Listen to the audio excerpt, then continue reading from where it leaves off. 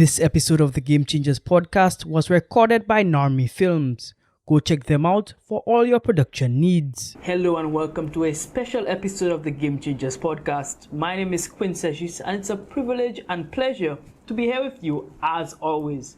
Now I know I just said it's a special episode and as usual we have a special guest, but I will not introduce him. I will let him introduce himself. Alright sir, so I just said that you are a special guest. So tell me something special about yourself. Well, firstly, my name is Kerwin Etienne. I'm the owner of Pristine St. Lucia. If I were to say something special about me, it's my level of dedication. Outside of that, I'm awesome. Anyone who knows me knows I brim awesomeness. All right, I like that. Well, hopefully this will be an awesome interview. So you said that you're the owner of Pristine St. Lucia. What is that?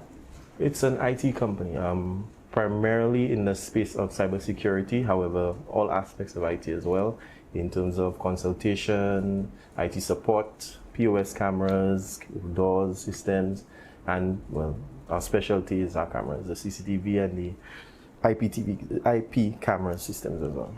Got you. All right, so I'm interested. Why this industry? How do you get into it and why do you choose it? Why? I think as someone in the technology field, you gravitate to anything technological. Okay. You will see the advantages of certain things. For me, IT was just something I always felt. So that's how I gravitated to it. From my first little computer that wasn't making no sense. Right. And I try and overclock it because I have to play Call of Duty. To now, big boy toys. I have to set up cameras for companies and ensure that it's working and, monitor it. So it's always been my calling from my first interaction with something technological.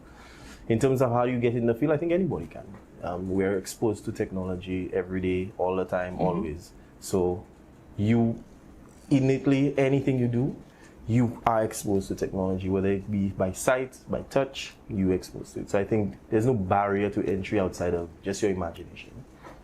Got you. Now I know that you're in the security sector of this tech field. Now, do we have a security issue in St. Lucia? And how do you help with that security issue?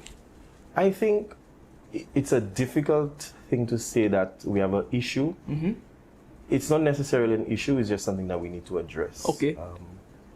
Security, you'll never be completely safe. That's true. There's no system, you can have an armed guard, you can have a combat ready officer, you can have guns, you can have a steel door. There will be someone, some way that can get through. Correct. So there's no foolproof security answer, but I believe in mitigation, putting barriers to entry, making it a little more difficult for people rather than just opening your door.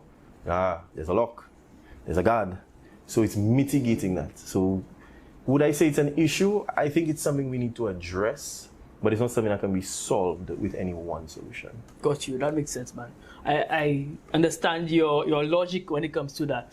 But I do know that crime in St. Lucia, well, theft-related crime in particular, rose 20% last year, according to the stats from authorities. So do you think that this rise in crime warrants the use of technology in particular? Absolutely. Any issue, any conflict can be solved through some form of technology. For me, what I go through is cameras. What it does, like I said, it won't solve anything. It's a level of mitigation, make it harder. I remember a long time ago, probably 7 years ago, a vehicle of mine was stolen in front of my house. Oh. And I always wondered how did they do it? And I have no idea. Just had to, go to the police, make my report. Sight is a wonderful thing. Going backtracking, you can help the police, you can help anyone assist you just by some form of technology, whether it be an alarm, whether it be your cameras, whatever it takes. Again, mitigation, making it a little harder. From time they see the little red lights in the night, they're aware.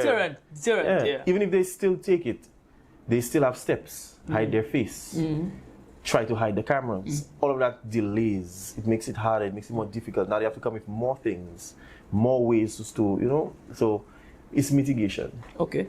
All right. Now, are there different types of security systems that you utilize, and what are some of them? Describe them. Just take me into your field. If we're talking purely security, you have your typical alarm systems. Okay. So how they work, you have points. Once those points are broken, it'll set off an alarm. Okay. So the alarm can either function in different ways. It can alert the owner, can alert the authorities. You can set it up in different ways, different points based on your needs. And there's the cameras, Okay. the tried and true. The reason why I advocate for the cameras is because with the newer technologies, they offer different features. Okay. So they have the motion detection. They have, you can set fields. So anything that passes within a certain field in its vision will set off an alarm to you. So cameras I will advocate for because it's a more holistic approach. Okay. You see, oh, they were going over the fence. I can see them going over the fence. Right. Oh my God, people can get through over the fence. Right. You understand? As opposed to an alarm, you don't know how they got there. You just know Right. your alarm broke and they're in. Yeah. Yeah, and I guess for the camera, you can take a proactive approach now because you now know specifics. Yeah. This is what I need to fix. Right. So even if, I mean, yes, you want to catch a perpetrator, but you don't want it to happen again. So the camera allows for that, I'm guessing. Yeah. Sometimes it's not even the perpetrator. Your neighbor that likes to steal your Right. fruit. And it seems funny, but you can take that information. You can use that information. How does he keep getting and steal my one grapefruit? Yeah. I mean, it's nothing, but Yeah. you can see how to prevent things when you have the visual representation. There are other forms of cybersecurity in terms of your software, your firewalls, and so forth. I offer that as well, but it's a little more on the software side, and I do the monitoring because there's software that handles that, but I would do the monitoring and the configuration, and that's for our data. That part of the IT, I think St. Lucia is behind a bit. Okay. So we don't have that true form of cybersecurity. I believe if somebody is dedicated and wants to hack, they will, because even something as simple as our emails. Oh my God, we have so little email literacy in terms of always accepting spam emails, always falling for spam, and all kind of malicious things. Right. So we have a long way to go in terms of sensitizing people, but we're getting there. Why do you think that we are behind, though? I still think there should be in every organization. Once you enter, you need to get training on some level of cybersecurity. Okay. In terms of, for specifically what I've noticed, we fall for scams very easily. Right. We don't know how to vet it. Why is the head boss sending me an email and it just has a link? Right. You take the steps. I mean, if you have a proper firewall, you put up your systems, it won't go through because you'll track, what IPs, what URLs to ban. But it's still a case where you'll see on a daily, when you're on a monitoring end, scam prevented, scam blocked, scam blocked, scam blocked. You understand? So all phishing attempts specifically, we have so little literacy on them. Wow. So that part, I think every organization, once you have an email, there should be some level of sensitization for that. For sure. All right. So we're moving on to a segment in the podcast that I really like. It's called Quick Hitters. So these are rapid fire questions. Boom. So answer them as quickly as possible. All right? So first quick hitter question, and it's right down your field, this one. Give me 3 safety tips, and you can give it from the technology side. Safety tips: be vigilant. Okay, one. Be vigilant. Be up to date. Okay. And be proactive. Okay. I believe in that. You have to not fall for everything when you see it. Be proactive in taking the steps of asking, like, hey, IT, what was that? And be up to date. Always check in. What's the latest things? What's the latest phishing attempts? So you're aware. Okay. So when you see it, you're like, that nonsense. Like, you understand? Got you. All right. Next quick hitter question. Who is your personal hero? My personal hero has nothing to do with IT. Okay. It's my mother. That's my world right there. Right. She stresses me out all the time. But I will move mountains for that lady. That's my hero. Beautiful, beautiful, man. And final quick hitter question: who would you like to see on this podcast? Ooh. That's usually the one that stumps people.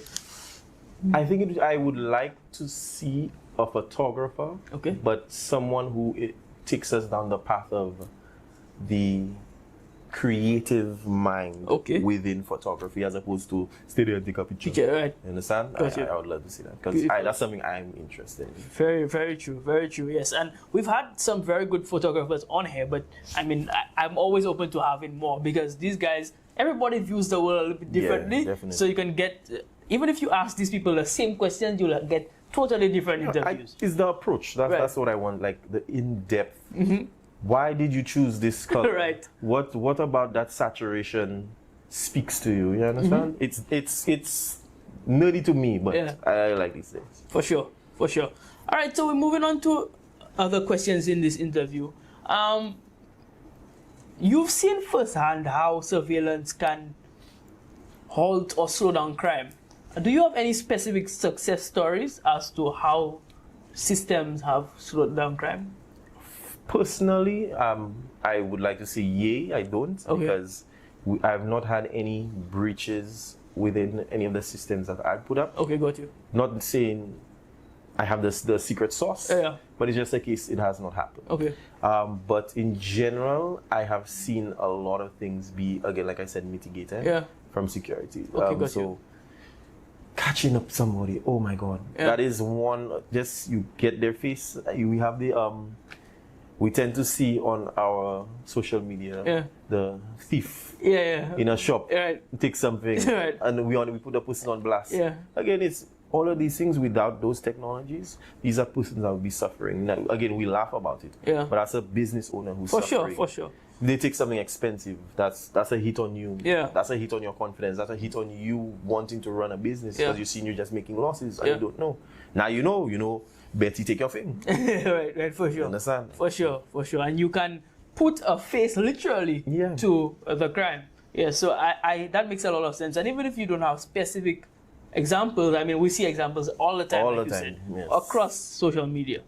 All right, so how then does Pristine tailor its security solutions to unique customers? So I'm guessing that you have different customers, residential, commercial. How do you entail these different services to these different customers? Persons within the residential sector have different needs as opposed to those in the commercial. Okay. When you're dealing with the persons in a residential area, they have more control over where they want to place their cameras, basically, or how they want to tailor their security. Okay. So you would go through where do you want coverage? Right. How many cameras do you want? Primarily, 9 times out of 10, nobody wants cameras in their house. Private, So you have that aspect in the residential areas. For commercial and for businesses, it's a little different. Okay. There are more rules that you have to commit to. You have to make sure, we don't have blind spots, because cover sitting exits. If you're in cubicles, no cameras over cubicles, so they can see persons specifically. It's in common areas. You find now you just have a lot more work to do to ensure that you're doing things the right way, and their needs are more tailored to how do I keep this safe, as opposed to the residential person who is how do I get what I need with my budget. Absolutely, that makes a lot of sense actually. All right, so then what are some of the pitfalls that some people face? I mean, if they're not doing it professionally, obviously, when setting up cameras, and how can they avoid them? I don't knock anybody for trying. Okay. That's a beautiful thing. You're taking a proactive step. If you want something more comprehensive, then I don't think you should just do it on your own. Because there are mistakes you'll make. Okay, for a very technical mistake. How long you want to run your lines, and how the amount of crimps you break the line. Now you have to run a new line. So even the placement of it, sometimes it will take water. Just does that camera, is that camera able to take water? You take a Wi-Fi camera. Do you have coverage? I have 1 bar of signal. They only see it every 4 days. You understand? So you try, definitely do your thing. However, I do believe when when you want to take a more comprehensive approach, you go to somebody whose expertise is tailored to that. So because they will know, I would know what's needed, what's the disadvantages of whatever option you take. So I think that part, that's what it is. Got you. Now, I want to talk to you about the future of your industry, and I'm talking about not just the security industry, but the technology industry in St. Lucia in particular. What are some of the things that you think the government, not just the government, but St. Lucians in general can do to help evolve this industry? Because we know it's growing in St. Lucia, it's not where it's supposed to be yet. Have a greater importance on IT. Okay. IT is basically some men in a cave, in their little cave room with their little cold AC, and everything's working, but I don't know how. I just know those cavemen taking care of it. Yeah. We need to move out of that and understand the challenges for certain things. For example, no one will understand why your internet always dropping, but they're the same people, 17 people on your network, trying to download a YouTube video, to watch a movie, and they'll wonder, why is the internet not working? Then they'll tell, the IT professional, your internet not working. Why the internet not working? Look at IT, never have the internet working. They blame you. And when you take the steps to, okay, I will block YouTube, this, that, and that, IT always a problem. So I think that there should be a greater need in understanding the challenges. It's like the less people are exposed to something, I find, the more they respect the field. That's true. That's very true. You see people doctors, people have a big respect for doctors because there are certain things when they start making certain terminologies and they go through certain aspects of their work, you're like, I don't know nothing about that. When they say this neuroscience have to do this, and you're like, I could never do that. So you have a greater level of respect. But when you at your home and a guy, an IT professional comes, fixes the Wi-Fi, and you're like, I always fix the Wi-Fi. Turn it off and put it back on. So you lose that respect because in your head it's very easy to do. Anybody can do it. What's so special? Why all even wanting? But then when more complicated things come. Understood. So it's sensitizing yourself to the reality that these are professionals and seeing them in that light. Because I think sometimes, and you're very right about that, sometimes people don't see IT professionals as crazy as it is. I mean, maybe because we have become a more tech-savvy society, which is a good thing, which is a very good thing. But we do know that there are people who have gone to school, people who have special learning in this area, and we must respect them for that. Well, it'll always be a challenge because you are exposed to it all the time. You have a computer right now. If an app goes down, you know what to do to get it back up. Correct. So you are sensitized to technology. There will be aspects of it that you will not understand, and that's where we come in. But even then, you'll still say, I watch a YouTube video and I can do that, But it's the troubleshooting aspects that differentiates someone who knows and somebody who's trying a thing. So once we get that sensitization to get it on that level, it'll be better, but I don't think it'll ever happen because of how exposed everybody is to IT. So it's a hit and a miss. You grab and you lose it one time. So. Right, makes sense. I also want to talk to you about the future of the industry in St. Lucia and the wider Caribbean. What do you think the industry is growing? Where's the room for growth and development outside of the sensitization aspect? I think we're on the right track. Okay. Obviously, we're not, first world countries that have payless shopping, all kind of things. But all of those things are product of getting your consumer base familiar with certain things. Got you. Another example. In the States, you'd notice persons are very sensitized to the idea of, I will pump my own gas when I go to a gas station. The gas station is almost always open. We're not there yet. No. And every attempt I've seen for self-serve, persons have a pushback. So they'll always, that's the stage, that's the problem. When there's a pushback to something new, when there's a pushback to, so you can pay on your phone. Like, why do I have to pay for my phone? That seems a little weird. There was even a pushback for something as simple as your MasterCards on your phone. People find that weird. You understand? So once we've train and educate people into it, I think the sky's the limit. You just have, your consumer base is the problem. Right. In terms of you have to get them educated on it. And it's their level of acceptance, but once we get past that stage, hey, we're good. Because the newer generation, they're very sensitized. Right. So they will get it. Yeah. They will be the first ones to be ready. Right. But the older generation, they're one or two steps behind. But once we get people familiar, it's part of our curricula. IT is part of everything. Yeah, we'll get there. Beautiful, beautiful. All right, I just want to give you the opportunity now to let people know where they can contact you and get involved with Pristine so that they can, do business with you. They can set up the cameras, they can just get consultation, whatever. Can they get? We're on all social media platforms. Well, not all, but we're on the major social media platforms. On the Instagram, Pristine St. Lucia. Facebook, Pristine St. Lucia. We're on LinkedIn. Yes, we're on LinkedIn.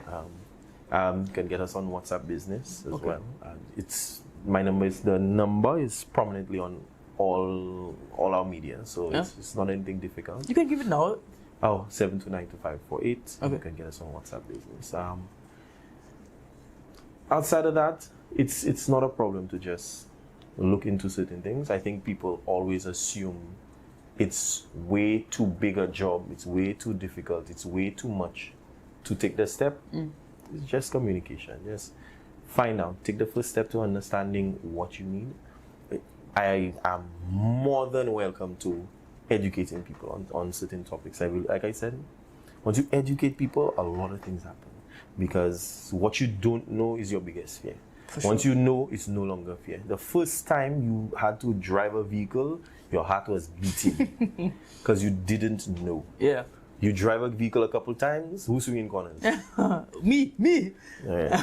Hey, don't say that. But generally, once you have an idea of something, it's easier. Right. You're more capable. So, educating is a thing I'm more than welcome to doing, and anyone who ever reaches out to me, they know I'm ready. I have my examples, and I'm there.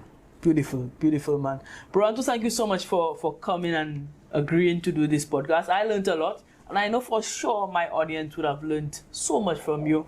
Continue being an example and teaching people, because like you said, education is really what it really keeps us back at times. People just don't know and they're not as informed. So continue being a teacher first of all, and then obviously I hope that your business continues to thrive. Oh, also you forgot, continue being awesome. Oh well, yes, fine. I know you want to put it in there. I know you want. Continue being awesome, man. I'll not knock you for it. At least not now, not on camera. I'll not knock you for it. Good job. All right, man. All right, guys. This has been yet another episode, and to thank you for coming on. Remember to like and subscribe. Game Changers is available wherever you get your podcast. We are on YouTube, Spotify, and Apple Podcasts. So follow us there. And remember to download the episodes. I know that you guys are busy and might not have time to listen to the episode or watch the episode right away. So download them on audio streaming platforms. That's on Apple Podcasts and Spotify, so you can listen on the go, maybe on your way to work, just for some information and inspiration. Anyhow, thank you for staying tuned, and as usual, stay hungry, and I'll see you next time. Bye-bye.